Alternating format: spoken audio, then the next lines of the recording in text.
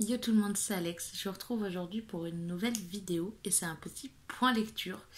C'est la 4e fois que je recommence, donc j'espère que ça va être bon parce que mon portable galère un peu au niveau du stockage. Il va falloir que je fasse un bon gros tri. Mais du coup voilà, j'ai 4 romans à vous présenter, dont 3 qui sont qui font partie du challenge 14 jours, 14 lectures, et un ou non parce que j'avais déjà lu un tiers du roman avant le début du challenge, donc ce serait un peu triché que de le compter.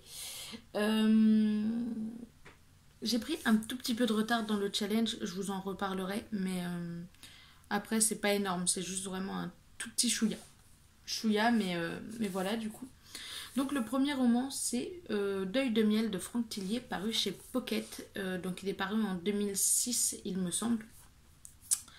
Il y a quelques phrases qui m'ont fait tiquer. On va commencer par les mauvais par les points négatifs.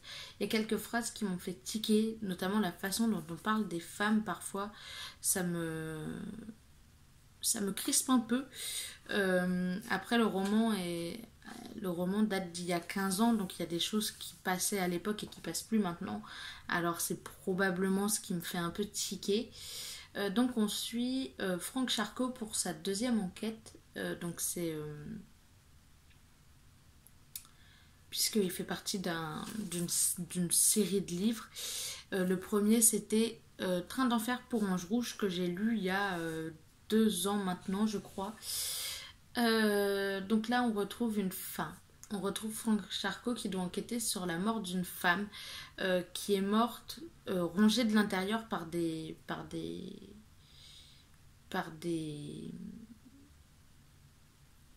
insectes, et sa fille et son mari ont disparu.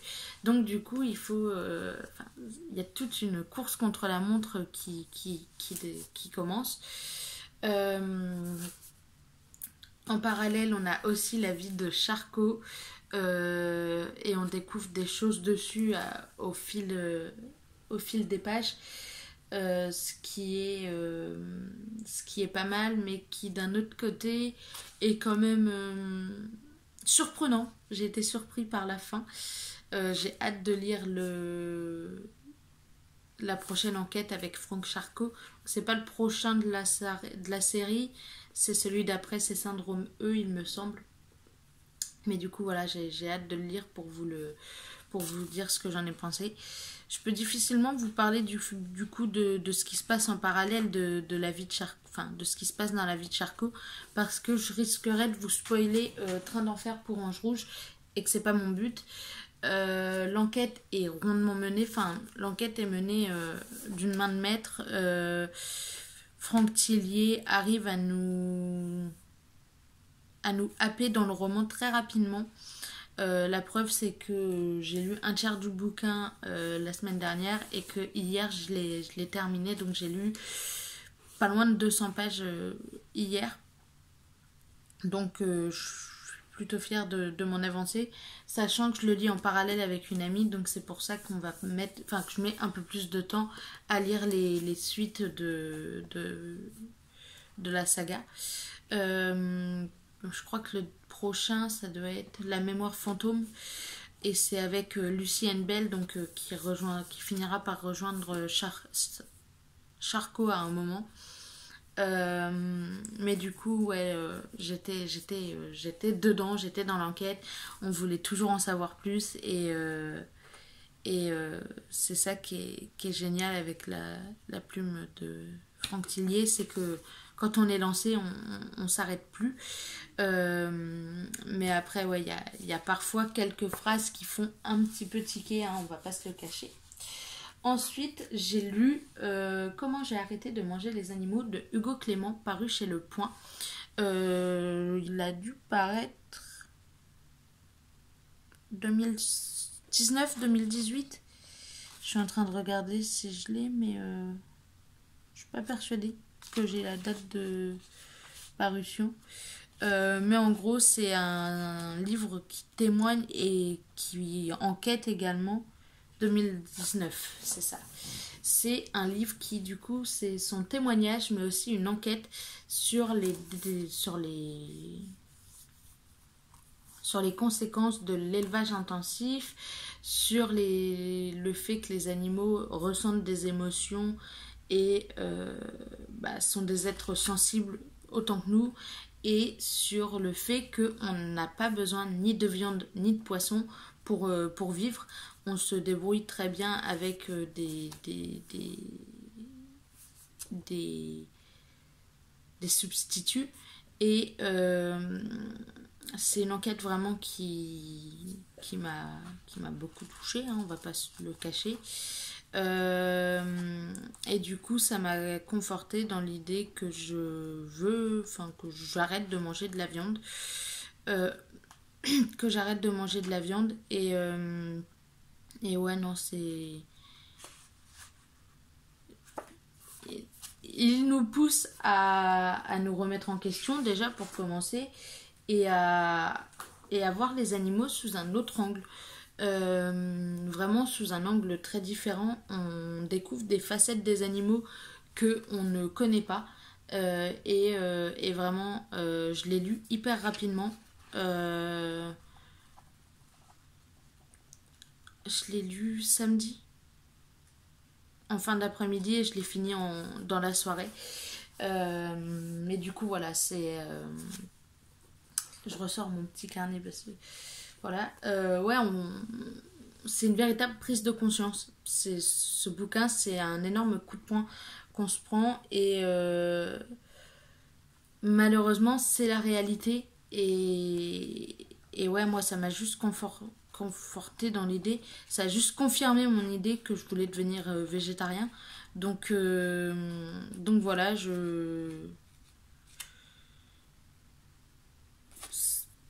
c'est le dernier déclic qu'il me fallait pour arrêter de manger les animaux comme il le dit. Donc après, voilà, c'est une enquête. Je vous laisse la découvrir si ça vous tente. Je peux pas vraiment vous en dire plus, enfin, sans entrer dans les détails. Et du coup, voilà. J'ai également lu Love and Lies on Campus, donc le tome 1 de Emma Green. C'est une romance. Elle faisait 428 pages. Je l'ai lu très rapidement. Très, très, très rapidement. Dimanche, je me suis mis dedans et je l'ai terminé. Je crois que c'était dimanche. Ouais, c'était dimanche. Alors, je vais pas vous cacher que je veux la suite maintenant. L'auteur a su tourner son roman comme il fallait. Donc, en gros, on suit Tilly qui arrive à la fac où sa sœur est déjà, et elle se retrouve face au meilleur ami de sa sœur, donc qu'elle connaît aussi. J'ai un doute sur le prénom de ce personnage qui est quand même l'un des personnages principaux. Mais... Arlo. Donc on retrouve Tilly et Arlo. Donc Tilly est la petite sœur de la meilleure amie d'Arlo, Colleen. Et pour Arlo, c'est simple. Personne touche à Tilly, personne l'approche. Elle est intouchable. C'est bébé Tilly. Si on la touche, on risque gros. Sauf que, évidemment, vous vous en doutez, dans une romance, les deux sont complètement amoureux l'un de l'autre, et sans se le dire. Et Colleen est un peu fragile, donc ils veulent pas prendre de risques, ils veulent la faire passer avant. Sauf que tout ne se passe pas comme prévu, vous vous en doutez. Et je me suis retrouvée à lire les dernières pages et j'ai fait non. Non, il me faut la suite. Donc évidemment, il va falloir que j'attende pour m'acheter la suite. Je pense que je me l'achèterai en début mai pour le lire. Mais ouais, non, c'était... j'étais là, j'étais en mode, bah non, pas du tout en fait. Je ne suis pas d'accord. Mais ouais, c'était... ouais, la fin nous nous laisse en suspens, nous laisse des questionnements plein la tête. Après, j'ai vu des vagues avis, des avis sans spoil sur le tome 2. Et apparemment, à la fin du tome 2, on reste toujours en suspens et il faut le tome 3. Donc je pense que je m'achèterai les tomes 2 et 3 directement et d'un coup, d'un même coup. Et on verra bien si à la fin du tome 2, je fonce pour lire la suite ou pas. Mais apparemment, ouais, ce sera probablement le cas. Donc ouais, dès que je peux, je m'achète les deux sur Cultura et pour pouvoir les avoir sur ma liseuse. Et, et je les boufferai à ce moment-là. D'ailleurs, parlant de la liseuse, je vous ferai un livre, une vidéo spéciale concernant la liseuse. Non, mais du coup, je me suis beaucoup attachée au personnage, ce qui m'a donné, je pense, ce qui a participé en tout cas à mon envie de découvrir la suite aussitôt. Surtout que la fin, vraiment, j'étais là, j'étais dévastée, j'étais bah non, en fait, pas du tout. Il me faut la suite immédiatement. Mais ouais, non, je me suis pas mal attachée au personnage. Évidemment, vous vous en doutez, c'est pas tout rose pour eux. J'ai eu un peu plus de mal avec Jay, le frère de Harlow. Mais sinon, non, Colin, Tilly et Harlow, je me suis attachée très rapidement à eux et c'est probablement ce qui m'a donné envie de continuer et ce qui m'a donné envie de vouloir la suite ensuite, dès que j'avais fini le tome 1. Et le dernier livre que je vais vous présenter, par contre, ça a été un presque abandon, mais je me suis dit non, tu l'as commencé, t'es à la moitié, tu le finis, tu peux le faire. Donc je me suis mis un grand coup de boost et je l'ai terminé. Il s'agit de Le Grand Saut, paru chez Nathan et écrit par Florence Hinkel. Je sais pas comment on prononce. Je saurais pas expliquer pourquoi je me suis pas attachée au personnage. Je saurais pas expliquer pourquoi j'ai pas accroché alors que c'est très bien écrit. Enfin, le livre est super bien écrit, mais enfin, je sais pas, j'ai pas réussi à me mettre dedans. Et du coup, j'ai failli l'abandonner. Bon, je l'ai terminé parce que je me suis dit, tu l'as commencé, continue. Mais ouais, je suis un peu mitigée concernant cette lecture où on suit 6 amis, Iris, Paul, Rebecca, Marion, Alex et Sam. Donc ils se rencontrent quand ils sont en 6e. Et donc le premier chapitre, c'est leur année de 6e quand ils se rencontrent. Et ensuite, tout le reste du roman se déroule pendant leur année de terminale. Donc on suit leurs aventures. Évidemment, ils ont grandi. Donc il y en a qui sont attirés par les autres. Sauf que le problème, c'est que on se rend très vite compte que Iris est attirée par quelqu'un qui est attiré par quelqu'un d'autre qui est attiré par encore quelqu'un d'autre. Enfin, bref, il n'y en a pas un qui soit capable d'être attiré par la personne qui est attirée par lui. Donc c'est déjà compliqué. Le tome 2 est paru en septembre 2017. Donc il y a un tome 2 et je crois même qu'il y a un tome 3. Si je me trompe pas, je vais pas les continuer. Je vais pas continuer la saga. Je vais pas lire le tome 2 et le tome 3. Parce que voilà, je me suis pas attachée au personnage. À la fin, vers la fin du roman, ouais. Dans le dernier tiers du roman, il se passe quelque chose quand même d'assez important pour l'un des personnages. Et en règle générale, quand ce genre de choses arrive au personnage, je ressens tout un tas d'émotions très contradictoires. Mais là, j'ai pas réussi à être vraiment touchée par ce qui se passe pour ce personnage. Je sais pas pourquoi, j'ai pas réussi à m'accrocher, mais à aucun des 6, hein, vraiment. Alors que il n'y avait aucune raison que je m'accroche pas à eux. Enfin, ils sont tous les six très différents les uns des autres, ils ont tous des caractères différents, mais d'un autre côté, c'est ce qui fait leur force.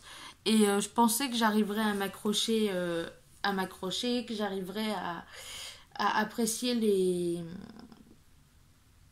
les personnages, et au final, pas du tout. J'ai eu beaucoup de mal à avoir de la sympathie pour eux. Enfin, je les aimais bien, mais pas, j'ai pas réussi à m'identifier à eux. Et je pense que c'est ce qui m'a posé problème. C'est que j'ai pas réussi à à me mettre vraiment dedans. Euh, et pourtant, on trouve des personnages quand même assez atypiques. L'auteur ne les décrit pas, notamment les filles, elle ne décrit pas les trois filles comme étant des canons de beauté à deux doigts d'être mannequins, alors qu'en général dans les livres c'est le problème, ils sont tous à deux doigts d'être mannequins. C'est des personnes banales, notamment Iris et Sam, si je me trompe pas. Je crois qu'Iris ou bref, Iris et un des gars sont totalement banals. Euh, Rebecca, enfin, ils ont tous des aspects différents de la personnalité. Ils sont tous banals. Enfin,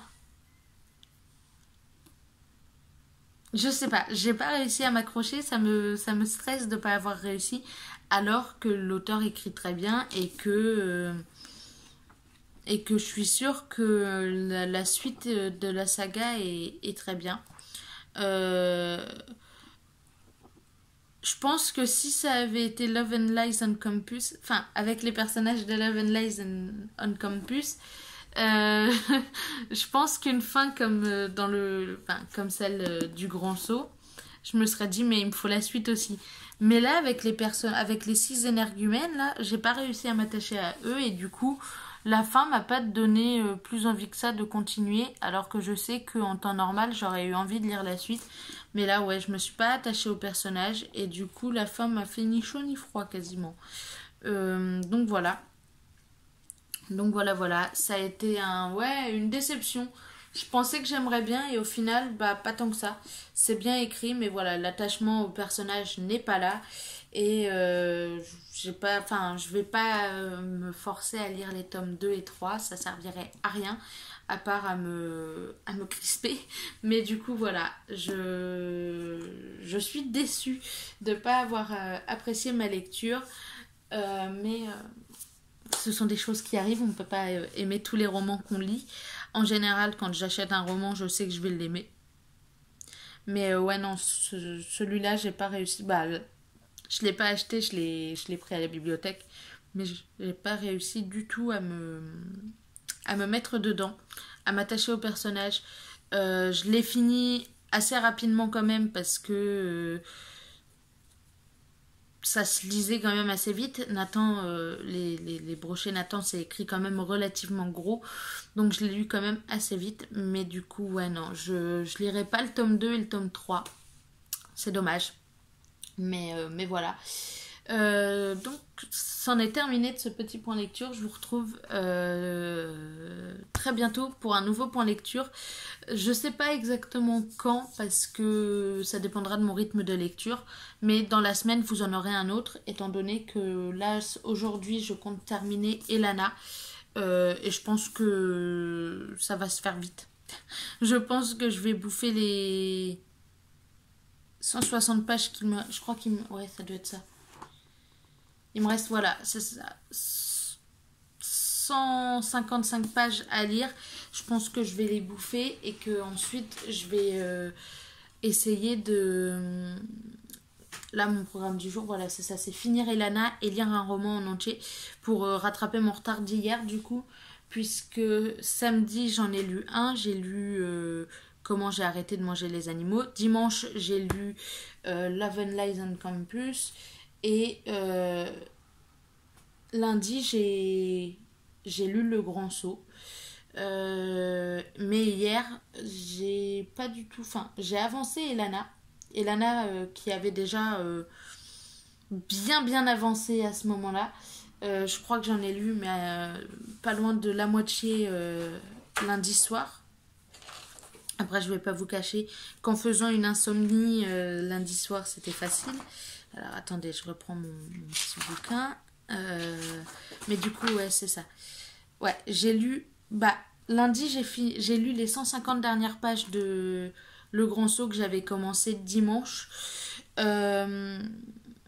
Mais que j'ai mis de côté pour lire Love and Lies on Campus.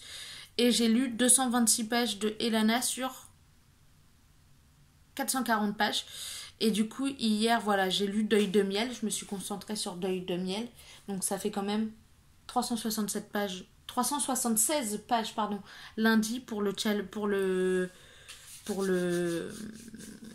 pour la semaine à 1000. Franchement, je suis pas mal. Et hier, du coup, j'ai lu 197 pages de Deuil de miel, donc je l'ai terminé, j'ai pu vous le présenter aujourd'hui. 51 de Elana, et j'ai commencé un autre roman, j'ai lu 33 pages, donc ça fait quand même 281 pages. J'ai validé la moitié de mon challenge déjà, je suis à plus de 600 pages, donc, donc je pense que ça devrait aller. Aujourd'hui, je terminais Elana, du coup j'ai commencé un peu avant de tourner la vidéo. Mais du coup, voilà, ce matin il me restait 162 pages, j'en ai lu 7.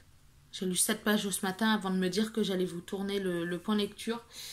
Mais du coup, voilà, vous allez très vite vous retrouver avec Elana, Siege and Storm et Renan Rising, je crois. Puisqu'il faut absolument que je les lise avant que Shadow and Bones ne sorte sur Netflix. Donc voilà, je vous retrouve très bientôt pour une nouvelle vidéo. Pas forcément le point lecture, mais un prochain un point lecture va très vite arriver. Et j'espère que d'ici ce soir, pour rattraper mon retard, j'aurai eu le temps de lire le deuxième tome de Shadow and Bones et la fin d'Elana. Voilà, je vous fais des gros bisous et je vous dis à très bientôt. Bye!